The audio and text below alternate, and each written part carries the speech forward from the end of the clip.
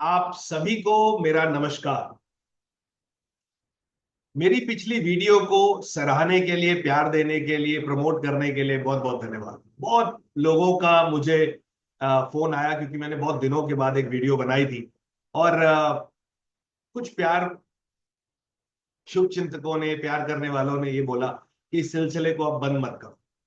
फिलहाल राजनीति का माहौल है तो कुछ उस दिशा में अपने पर्सपेक्टिव शेयर करो और आगे अपने प्रोफेशनल वे में आप वीडियोस बनाना बंद मत करो। तो अब उसी मोटिवेशन, उसी प्यार के साथ जो लोगों ने दिखाया है, ये दूसरी वीडियो बना रहा हूं। और ये इलेक्शन जो हरियाणा में अब इलेक्शन है 5 तारीख तक, 2-3 तारीख तक, जब तक कॉन्सेप्ट और पर्सपेक्टिव है, कुछ वीडियोस में वो शेयर करने की कोशिश करूंगा। मेरा जो परम उद्देश्य है वो उद्देश्य किसी पार्टी को नहीं प्रमोट करने का है। मेरा परम उद्देश्य है लोगों को एक दृष्टिकोण देने का, एक पर्सपेक्टिव देने का कि क्या होता है। कई बार सही और गलत, इन दोनों के बीच में अगर जजमेंट करना है, क्या ये सही है, क्या ये गलत है, तो कुछ पैरामीटर्स होते हैं।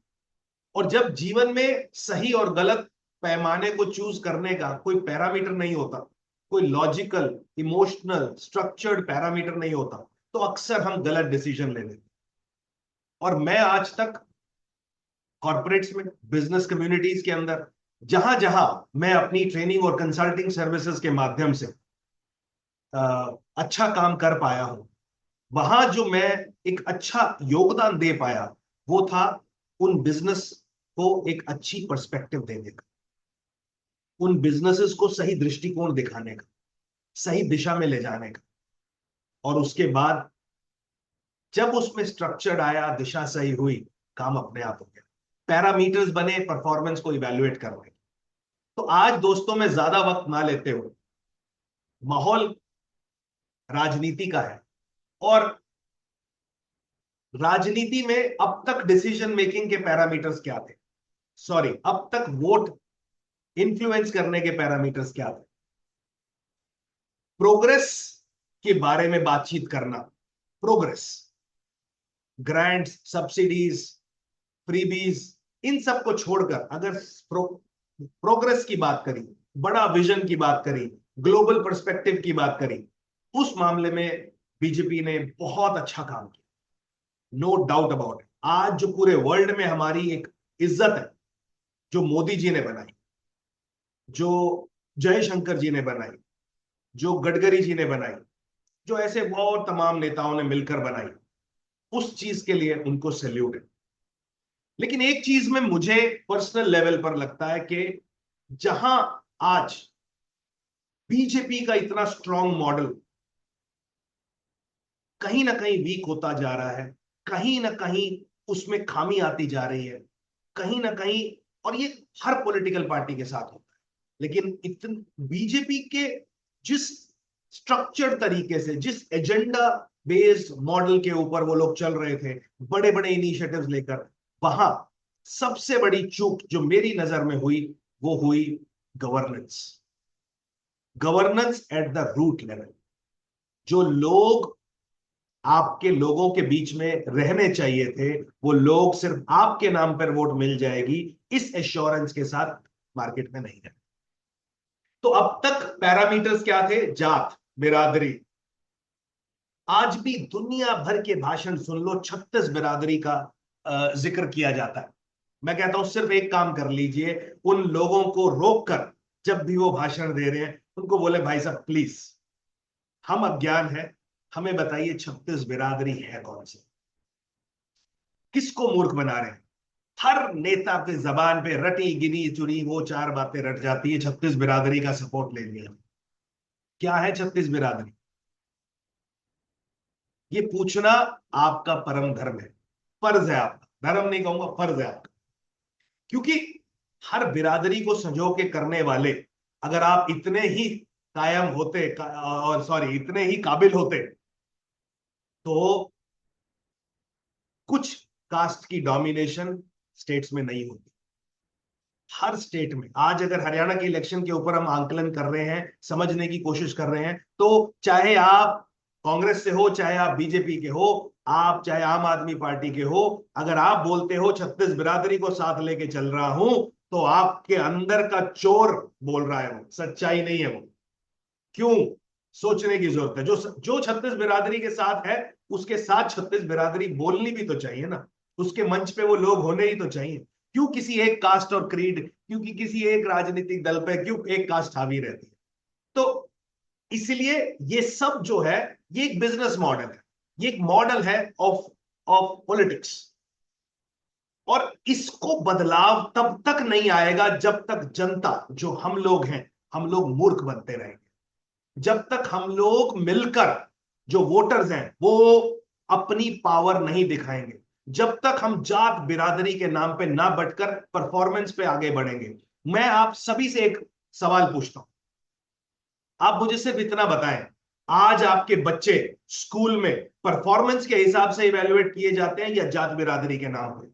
आज आपके बच्चे की अगर मल्टीनेशनल में नौकरी लगती है तो जात बिरादरी के नाम पे लगती है, या आपके बच्चे की नौकरी उसके परफॉर्मेंस के हिसाब से लगती है? आज आपके बच्चे को अगर स्कॉलरशिप मिलती है तो क्या जात बिरादरी के नाम पे मिलती है? क्या आज आप अपने बच्चे को जात बिरादरी के नाम पर ज्ञान देते हो? क्या आज जात बिरादरी के नाम पर परफॉर्मेंस होती है? क्या आपकी सड़क बनाने के लिए किसी एक जात का आदमी आता है? इस मानसिकता से ऊपर उठना पड़ेगा, क्योंकि जब तक ये मानसिकता नहीं उठेगी, इनको यूज करने वाला इस मानसिकता को एक नहीं 100 बार इस्तेमाल करेगा, और आज तक होते आएगा।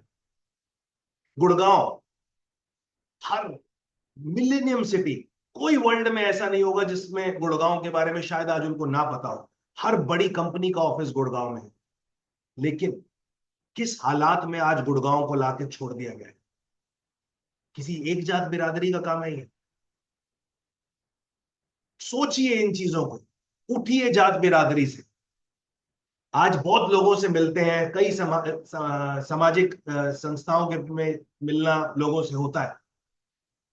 बड़ा दुख होता है जब बंदा ये कहता है कि मैं अपनी बिरादरी के साथ, बिरादरी के साथ रहना बुरी बात नहीं, स्ट्रांगनेस है। आज जैन समाज साथ है, आज पंजाबी समाज साथ है, आज वैश्य समाज साथ है। साथ होना बुरी बात नहीं है, अपने समाज के उत्थान के लिए साथ आना अच्छी बात है। आज मैं इन बड़े बड़े कई समाज घरानों में जाता हूं तो मैं बहुत ही ब्यूटीफुल चीज देखता हूं। जो लोग तरक्की कर गए, एक लेवल तक पहुंच गए, वो कोशिश करते हैं, जो हमारे लोग तरक्की नहीं कर पा रहे या कहीं दिक्कत में है, वो अपने समाज को उठाने की कोशिश करते हैं, उसमें कोई बुराई नहीं है। लेकिन तब तक, जब तक एक समाज के अंदर, एक आप अपनी बिरादरी के अंदर आप उन लोगों को सपोर्ट कर रहे हो, आप मिलके एक यूनिटी की बात कर रहे हो, आप एक आवाज होने की बात कर रहे हो, उसमें कोई बुराई नहीं है। लेकिन जब बात आती है छत्तीस बिरादरी के कल्याण की, जब बात आती है शहर के कल्याण की, समाज के कल्याण की, जब बात आती है एक एक परफॉर्मेंस ओरिएंटेड इंसान को चुनने की, तब जात बिरादरी नहीं, कोई जात बिरादरी नहीं। अगर जात बिरादरी के बेसिस पर परफॉर्मेंस होती तो आज सब टॉप परफॉर्मेंस किसी एक जात बिरादरी के होते। नहीं है ऐसा।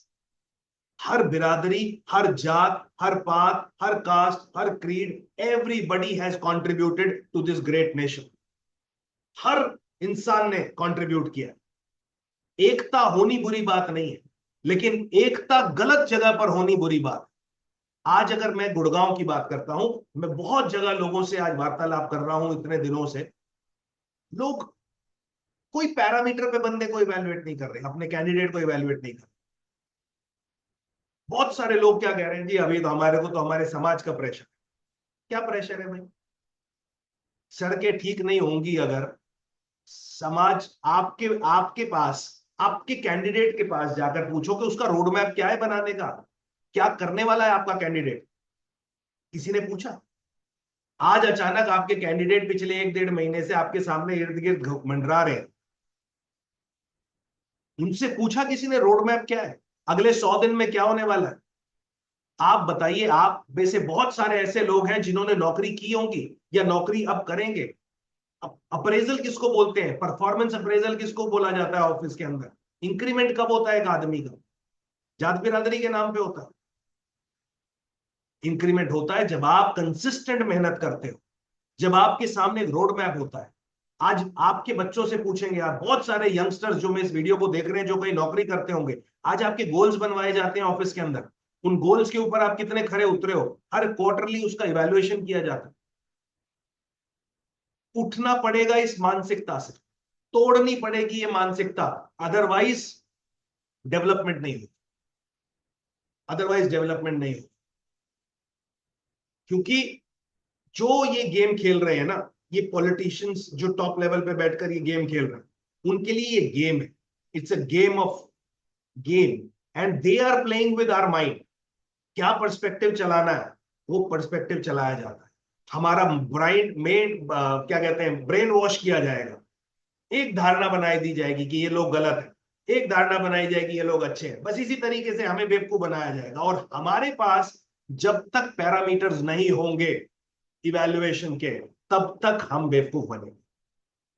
तो आज मैं इसी विचार के साथ, लंबी वीडियो ना बनाते हुए, आज मैं इसी विचार के साथ आपको छोड़ रहा हूं।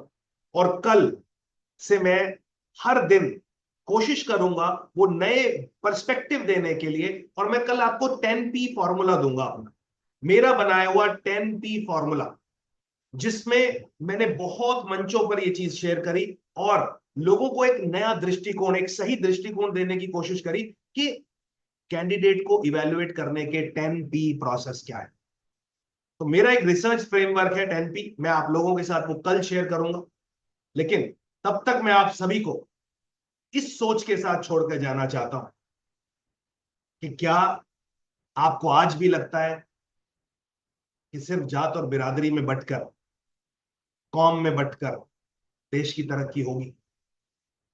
और कब हमें अपनी कौम, अपनी जात, अपनी बिरादरी के साथ जुड़ना चाहिए और लोगों के साथ मिलकर एक पावरफुली सपोर्ट करना चाहिए, और किस वक्त हमें जात बिरादरी से उठकर परफॉर्मेंस के ऊपर, विजन के ऊपर, एक आने वाले इंसान के व्यक्तित्व के ऊपर बात करनी चाहिए। इस सोच के साथ आप सभी को आज मैं छोड़ता हूं। सोचिए, और कल 10P फॉर्मूला के साथ मैं फिर हाजिर होऊंगा और कोशिश करूंगा इन इलेक्शंस में जितना भी योगदान हो एक अच्छा डिसीजन लेने में, ताकि आपको गर्व महसूस हो, ताकि आपको कॉन्फिडेंट महसूस हो, ताकि आपको बाद में ग्लानि ना हो कि मैंने गलत डिसीजन लिया। और ये आप रोज सुनते होंगे अपने अड़ोस पड़ोस के लोगों से कि यार उस वक्त ना मैं उसके साथ चला गया था, या उसके साथ डिसीजन ले लिया था, उसको वोट किया था, वो मेरा वोट सही नहीं था, मेरा वोट खराब कर दिया उस इंसान। तो आपको भी कल को ये ग्लानि ना हो, कल आपको आपको ये महसूस ना हो कि आपने गलत व्यक्ति को वोट किया। मैं आपको एक पैरामीटर्स कल देने वाला हूं, जिन पैरामीटर्स पे इवैल्यूएट करके आप वोट दे देंगे, आपको कम से कम लॉजिकली कन्विक्शन होगी कि मैंने सही व्यक्ति को वोट दिया। धन्यवाद। डॉक्टर अंशुल डींगरा इजाजत लेता हूं आपसे। Thank you. Have a good night. शुभ रात्रि।